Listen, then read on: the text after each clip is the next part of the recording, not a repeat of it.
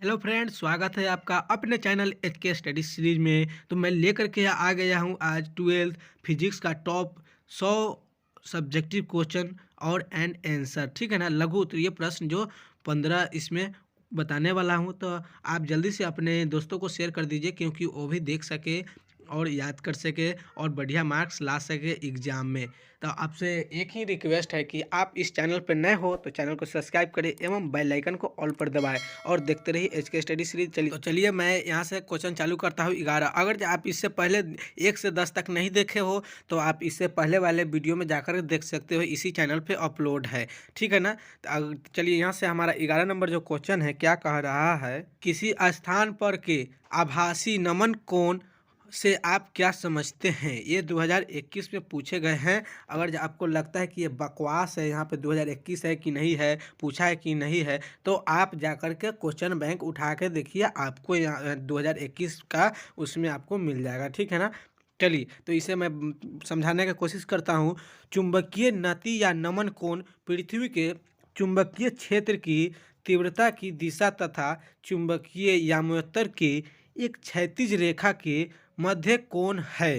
यह कोण उस स्थान पर 90 डिग्री तथा भूमध्य यानी कि भूमि के रेखा पर शून्य होता है। उसी को हम चुंबकीय नमन या नति कोण कहते हैं। और ये ऑब्जेक्टिव में पूछे जाते हैं नति या नमन कोण कितने डिग्री का होता है, तो वहाँ पे आपको लगाना कितना है, 90 डिग्री। ठीक है ना।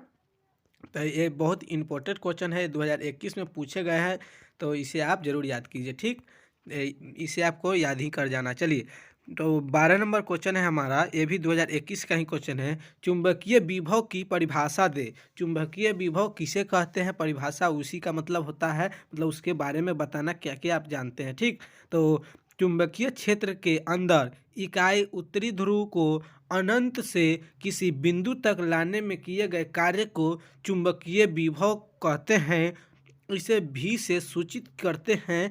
इसका एक इसका एस आई मात्रक, यहाँ पे हिंदी में ही टाइप हो गया है, इसका एस आई मात्रक जो होता है वह जूल एम्पियर होता है, यानी कि जूल एम्पियर होता है। ठीक, जूल एम्पियर हिंदी में है, कोई बात नहीं, आप ऐसे भी लिख सकते हो, वहाँ पे आपको फुल्ली नंबर मिलेगा। ठीक, चुंबक यहाँ से क्या है, चुंबकीय विभव की परिभाषा देता है। चुंबकीय क्षेत्र के अंदर इकाई उत्तरी ध्रुव को अनंत से किसी बिंदु तक लाने में किए गए कार्य को चुंबकीय विभव कहा जाता है। इसे भी से सूचित करते हैं।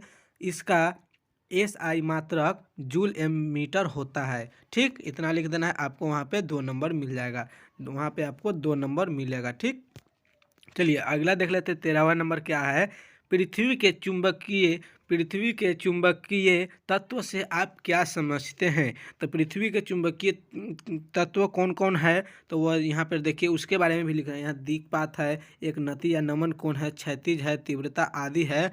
ठीक है ना। तो अभी पहले पूछा, वो भी लिखना है, नीचे लिखना है। देखिए क्या है, पृथ्वी के चुंबकीय तत्व से आप क्या समझते हैं। तो किसी स्थान पर विद्युत के चुंबकीय बल क्षेत्र के मान और दिशा को पूर्ण ज्ञान जिन राशियों से होता है उन्हें चुंबकीय तत्व कहा जाता है।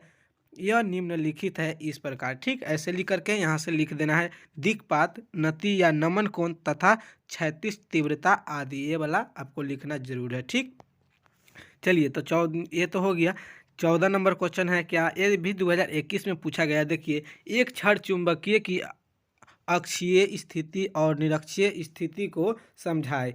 एक क्षण चुंबक की अक्षीय स्थिति और निरक्षीय स्थिति को समझाए। ये 2021 में पूछा गया है, इंपॉर्टेंट क्वेश्चन है। एक क्षण चुंबकीय अक्षीय स्थिति और निरक्षीय स्थिति को समझाए। तो देखिए क्या है क्वेश्चन में, किसी चुंबकीय के चारों ओर उसका अपना चुंबकीय क्षेत्र होता है।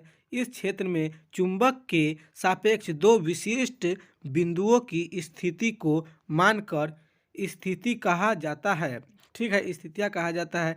इसी की एक स्थिति चुंबक के अक्ष पर होती है, जिसे अक्षीय स्थिति कहा जाता है। दूसरे मानक स्थिति चुंबक की लंबाई के लंबवत समद्विभाजक पर होती है, जिसे निरक्षीय स्थिति कहा जाता है। ठीक, इतना लिख देना। चलिए 15 नंबर क्या है, फ्लेमिंग के बाएं हाथ का नियम। ये तो आपने 10th में ही पढ़ लिया होगा, तो इसे एक बार और देख लेना है। इसे फ्लेमिंग ये भी 2021 में पूछे गए हैं, तो इम्पोर्टेंट क्वेश्चन है, इसे भी देख लेना है। क्या है, यदि यदि हम अपने बाएं हाथ के अंगूठा तथा उसके पास वाली पहली उंगली एवं मध्यमा को परस्पर इस प्रकार लंबवत रखते हैं, तब यदि तर्जनी की चुंबकीय क्षेत्र भी मध्यमा धारा प्रदर्शित करते हैं तो अंगूठा चालक बदलने लगता है, बल की दिशा को बताता है। इसे हम फ्लेमिंग के वामहास नियम कहते हैं। ये क्वेश्चन आपसे पूछे जा सकते हैं बोर्ड में, ठीक है ना। ये क्वेश्चन आपसे पूछे जा सकते हैं, इसे जरूर याद कीजिएगा। ठीक, एकदम इम्पोर्टेंट क्वेश्चन है, ये बराबर पूछे जाते हैं। चलिए क्या है, 16 नंबर क्वेश्चन है हमारा, प्रति चुंबकीय पदार्थ के दो गुणों को लिखे। प्रति चुंबकीय पदार्थ के दो गुणों को लिखना है, तो प्रति चुंबकीय पदार्थ के प्रबल एक समान चुंबकीय क्षेत्र में रखा जाता है, तो पदार्थ के अंदर से गुजरने वाली चुंबकीय बल रेखाओं की संख्या निर्वात में बल रेखा की संख्या की तुलना में कम होती है।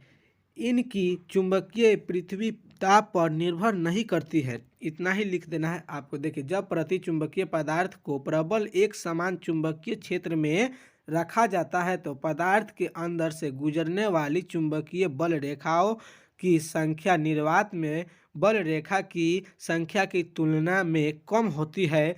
इन चुंबकीय प्रवृत्ति ताप पर निर्भर नहीं करती है। इतना लिख दीजिएगा, आपको वहाँ पे 2 नंबर मिलेंगे।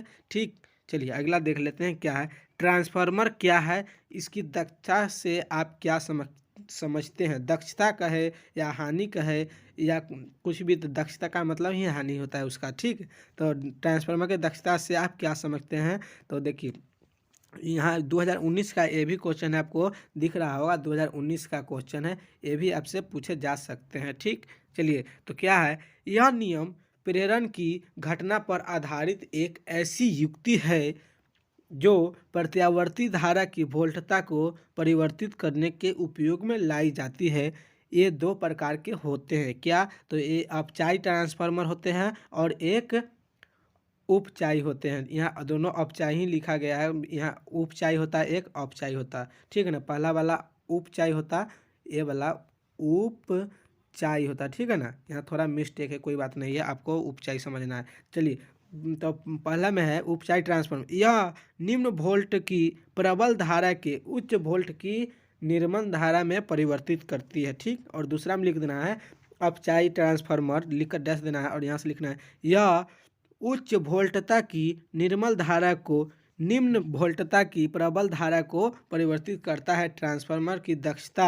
18 नंबर हमारा क्वेश्चन है, शंट के 2 उपयोग को लिखे। शंट के 2 उपयोग लिखे, तो वहाँ पे ये देखिए, ये तो इम्पोर्टेंट क्वेश्चन, अब की बार हम गारंटी देते हैं कि ये क्वेश्चन आपसे एकदम पूछे जाएंगे। ठीक है ना, एकदम VVI क्वेश्चन है, ये जरूर पूछे जाएंगे। बार 2021 में भी पूछा गया, लेकिन यहाँ पे शायद नहीं लिखा है, आप देख लीजिएगा। ठीक, 2022 में, सॉरी 2022 में पूछा गया है, लेकिन यहाँ पे नहीं लगा है हेडिंग में। यहाँ पे लिखा गया है ना CBSE 2016-15, तो यहाँ 2022 में भी इसे मैंने देखा था। ठीक, 2022 में भी पूछा गया, तो ये क्वेश्चन आपसे अब की बार पूछे जा सकते हैं। चलिए, क्या है, शंट के 2 उपयोग को लिखा। शंट के 2 उपयोग तो जानते हैं, गैल्वेनोमीटर में जो लगा रहता है शंट, उसी के बारे में है। तो देखिए, शंट के उपयोग से गैल्वेनोमीटर को नुकसान से बचाया जाता है। और दूसरा लिख देना है, प्रवाहित धारा को बढ़ाने में शंट का उपयोग किया जाता है। बस जितना कहे क्वेश्चन उतना ही करना है, आपका 2 नंबर मिलेगा। ठीक, चलिए, और 19वां नंबर क्वेश्चन है, भांवर धारा क्या है, ये किस प्रकार के उपयोग में है। ठीक, इतना पूछा गया था। देखिए क्या लिखा गया है, किसी धातु से संबंध चुंबकीय फलक कम से कम परिवर्तन धारा उस धातु में उत्पन्न पीडरिक चक्रवर्तीय धारा की भांवर धारा कहते हैं। इसके लिए निम्नलिखित उपयोग है इस प्रकार, प्रयोग में प्रेरण भट्ठी में किया गया है। दूसरा है, इसका प्रयोग स्पीडोमीटर में किया जाता है। तीसरा है, इसका उपयोग अतिरिक्त आपन में किया जाता है। चौथा उपयोग है इसका प्रयोग अपमार्जक के रूप में किया जाता है। इतना लिख दीजिएगा, आपको वहाँ पे 2 नंबर मिल जाएंगे, ठीक है ना। इतना जब आप लिख दीजिएगा तो वहाँ पे आपको 2 नंबर मिल जाएगा। थोड़ा लॉन्ग है, कोई बात नहीं है, इसे तो आपको लिखना ही होगा। चलिए क्या है, लास्ट हमारा क्वेश्चन है 20वां नंबर, विद्युत चुंबकीय तरंग की 4 मुख्य विशेषता को लिखे। तो आप 4 मुख्य विशेषता आप यहाँ पे ऐसे 1 2 3 4 करके भी लिख सकते थे। यहाँ पे स्टार दे करके लिखा गया है, यहाँ पे स्टार दे करके लिखा गया है, आप स्टार भी लिख सकते हो। तो देखिए क्या है, विद्युत चुंबकीय तरंग की 4 मुख्य विशेषता को लिखना है। विद्युत चुंबकीय तरंग की अनुप्रस्थ प्रकृति की होती है। ये क्वेश्चन आपके ऑब्जेक्टिव में पूछे जा सकते हैं कि विद्युत चुंबकीय क्या होती है, तो वह अनुप्रस्थ होती है। ठीक, आप देख लीजिएगा, पूछा गया है।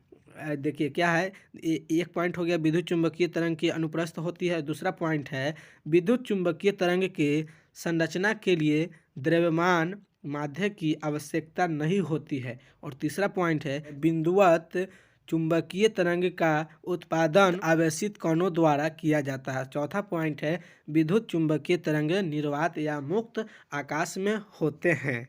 ठीक है ना, इतना जब आप लिख दीजिएगा ये चारों पॉइंट, तो आपको वहाँ पे 2 नंबर मिलेगा फुल्ली। हमारे साथ अंत तक बनने के लिए आपका धन्यवाद। मिलते हैं किसी नेक्स्ट वीडियो में। हाँ, एक और बात कहना है कि अगर जो आप अभी तक ले कुछ भी नहीं पढ़े हो तो ये सारे नोट्स हिंदी, इंग्लिश एवं फिजिक्स, केमिस्ट्री का आप ले सकते हो। इसी पे आपको मिल जाएगा, ठीक है ना, वो भी फ्री में, वो भी आपको फ्री में मिल जाएगा।